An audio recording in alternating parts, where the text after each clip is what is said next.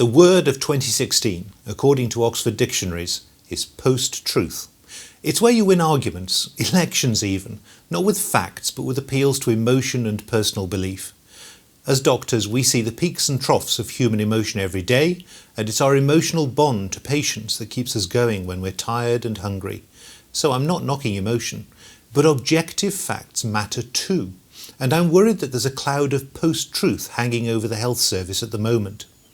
It's not that the politicians are lying. Well, there was the shameful lie daubed on the side of a bus during the referendum campaign that promised the NHS an extra £350 million a week. We won't be forgetting that one in a hurry.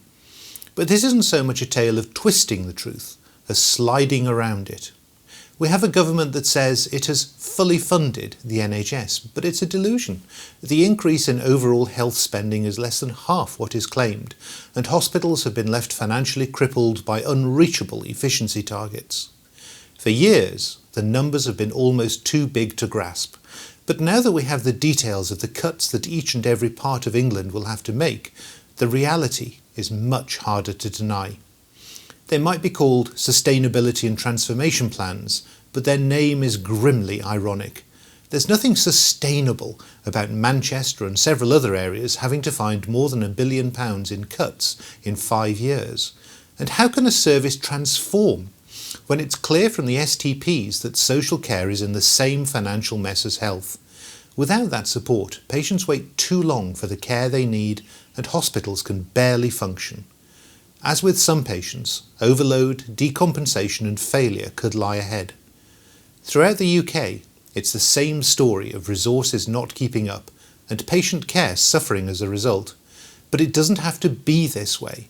Funding for health is a political choice, and the choice of our politicians is to spend much less than France, Germany or many other European countries. It's about the government taking responsibility. For the GPs in Northern Ireland driven to consider resigning from the service because of a chronic lack of resources.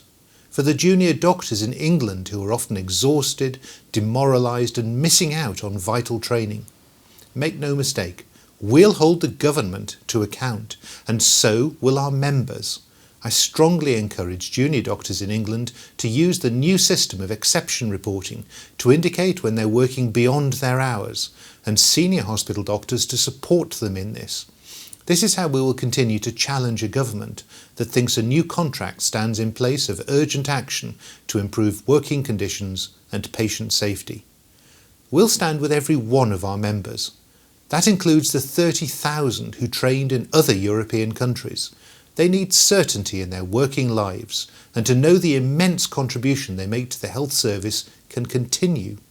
What they don't need is to be dismissed as just a card the government holds in Brexit negotiations, as they were by a minister recently. Good evidence will help us win these battles.